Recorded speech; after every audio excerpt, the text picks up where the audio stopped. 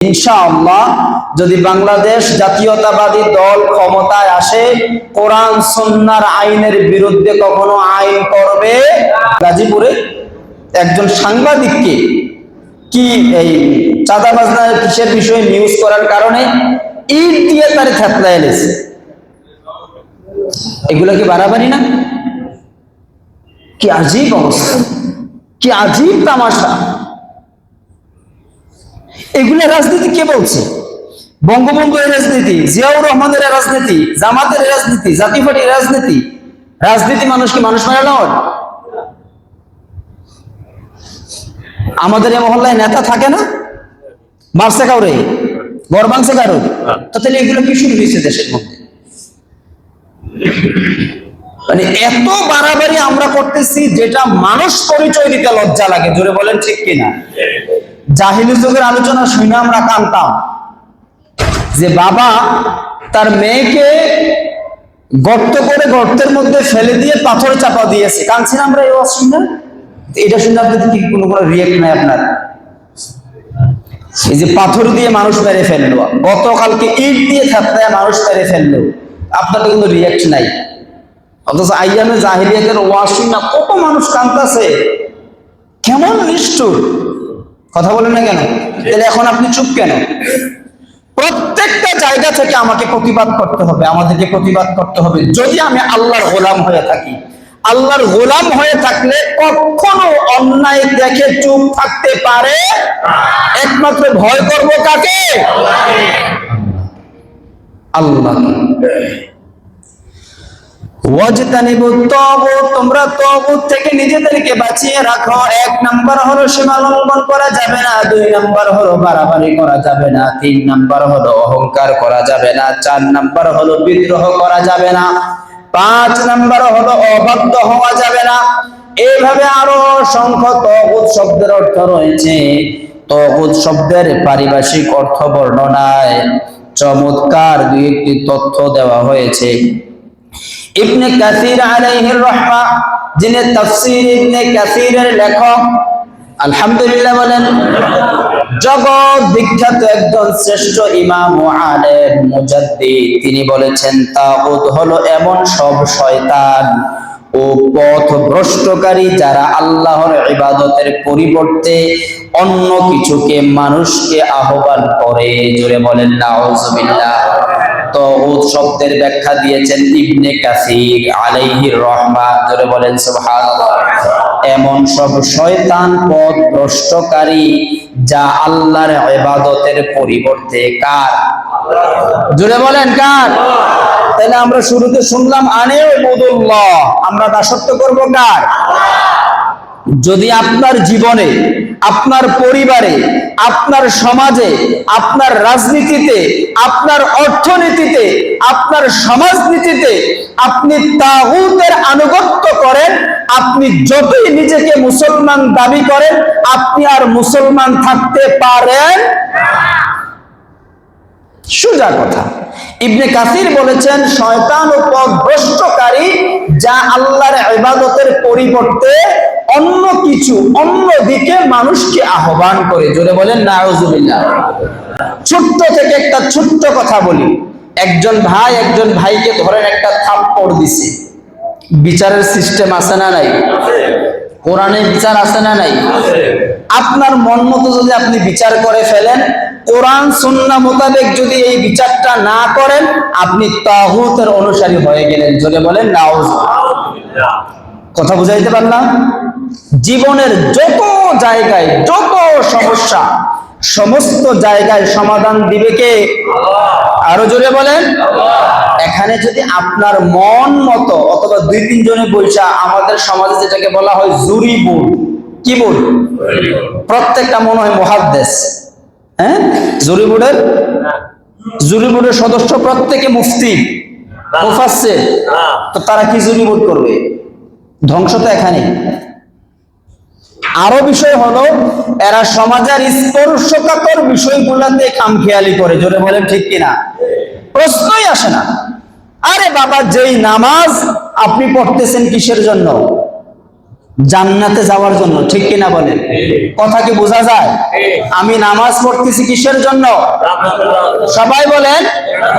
তাহলে জান্নাতে যাওয়ার জন্য যেই নামাজ আপনি পড়লেন, সেই নামাজের আপনি আমাকে ইমাম বানাইতে পারলেন, আর সমাজের ছাতার ফাতা এইগুলার জন্য ইমাম সাহেবকে ডাকলে আপনার ইজ্জত থাকবে না? কি আশ্চর্য বিষয়। আর আমার মিটিং এ নেওয়া দরকার নাই তো, আপনি অন্তত আমার কাছে আইসা বলেন না যে হুজুর আজকে সমাজে এরকম একটা ঝামেলা হয়েছে, এটার একটা সুরাহা আপনি আমারে দেন, আমি সুরাহাটা দিয়ে আসি। বলেন আলহামদুলিল্লাহ। আমি এলাকার নেতা হইতে আসি না তো, এলাকার সাদাবাজি করতে আসি নাই তো।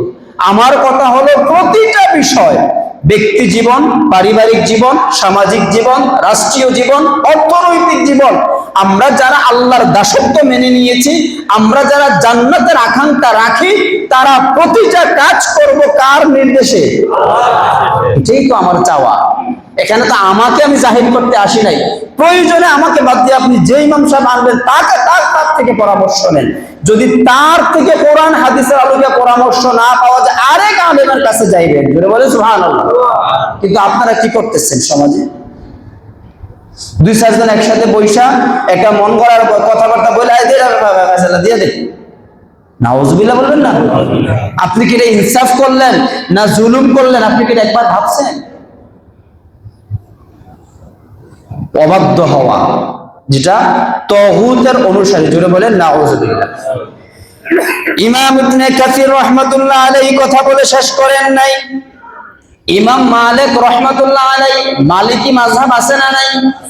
ইমাম মালিক মনে হয় খুব ছোট আলেম, আমার চাইতে ছোট।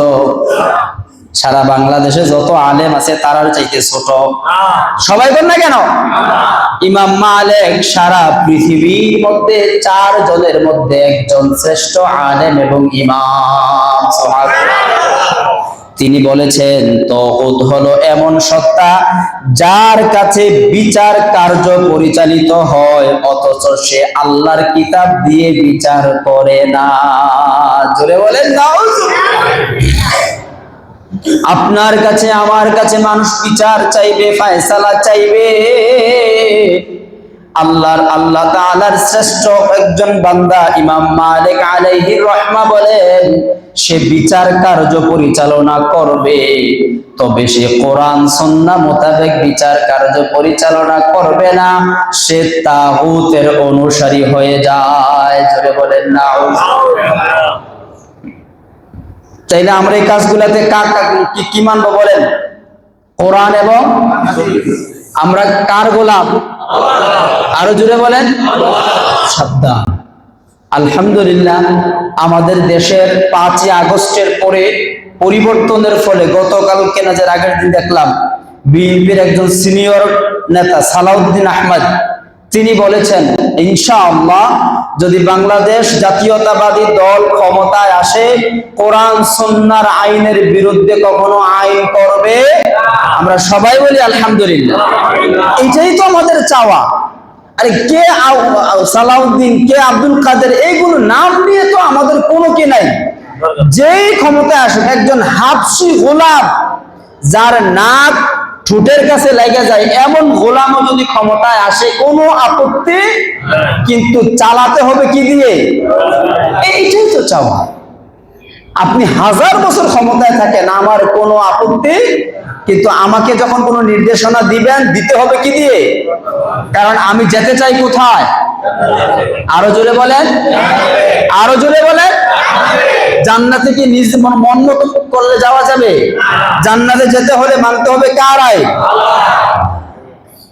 আমি শুরুতেই ভূমিকায় বলেছি, ইসলাম শুধুমাত্র একটি ধর্মের নাম নয়, বরং পূর্ণাঙ্গ জীবন ব্যবস্থা। জোরে বলেন ঠিক কিনা? পূর্ণাঙ্গ জীবন ব্যবস্থা। Islam is the complete code of life, পরিপূর্ণ জীবন ব্যবস্থা। ইন্নাদ দীনা ইনদাল্লাহিল ইসলাম। প্রিয় ভাইয়েরা, বাবারা, আমাদের একটাই কথা, একটাই দাবি, শুধু নামাজের মধ্যে আপনি ইসলামকে সীমাবদ্ধ করে দিবেন না, শুধু রোজার মধ্যেই আপনি ইসলামকে সীমাবদ্ধ করে দিবেন না, শুধু পোশাকের মধ্যেই ইসলামকে সীমাবদ্ধ করে দিবেন না।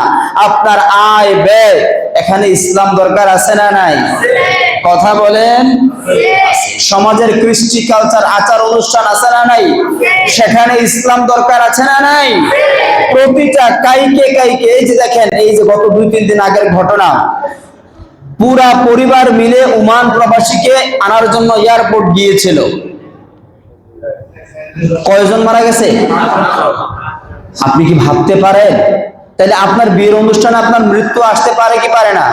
তাহলে আপনি মুসলমান হিসেবে বিয়ের অনুষ্ঠানে যে গান বাজনাটা করলেন, এই মুহূর্তে মউত আসলে কালমা আপনারা পড়াইব কে?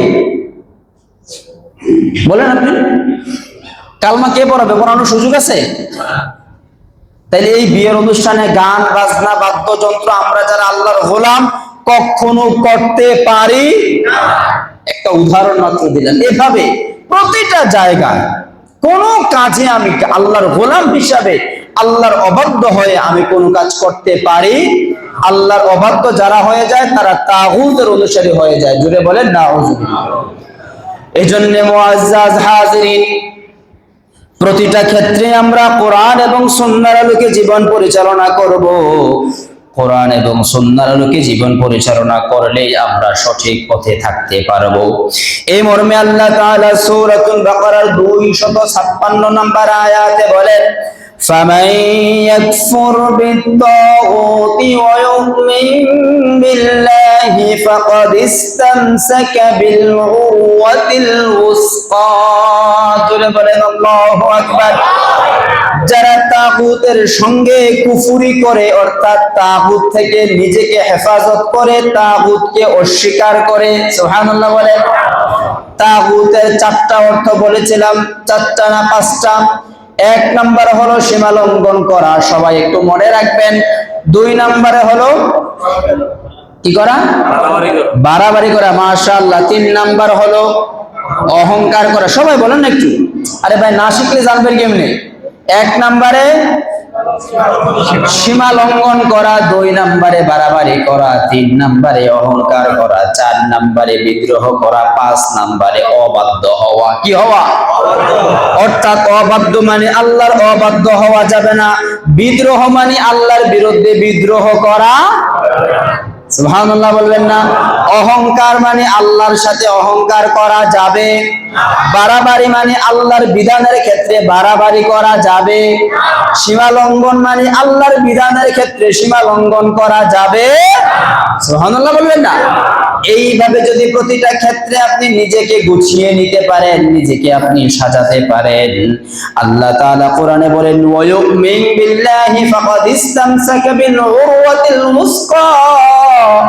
যারা এই তাগুতি, যারা এই কুফরিকে অস্বীকার করবে, আল্লাহ তাআলা তাদের ব্যাপারে বলেন তারা আল্লাহর উপর ঈমান এনেছে এবং সেই ঈমানের উপর অটল রয়েছে। সুবহানাল্লাহ। আল্লাহর উপর ঈমান আমাদের দরকার আছে না নাই? অটল থাকা দরকার আছে না নাই? বহু ইতিহাস পড়লে আপনারা পাবেন এমন একজন ব্যক্তির নাম আপনাদের সামনে উপস্থাপন করেছি, যিনি ইসলামের দাওয়াতের মাধ্যমে 1জন নয়, 2জন নয়, 20,000 মানুষকে মুসলমান বানিয়েছিলেন এবং শত শত গ্রন্থ রচনা করেছেন। কি ভাগ্যের নির্মম পরিহাস, শেষ জীবনে বেঈমান হয়ে মৃত্যুবরণ করেছে। জোরে বলবেন না নাউযুবিল্লাহ। অতএব ঈমান আনলাম শুধু এটা বললেই হবে না, ঈমানের উপর দৃঢ়। কথা বুঝতে পারছেন কি?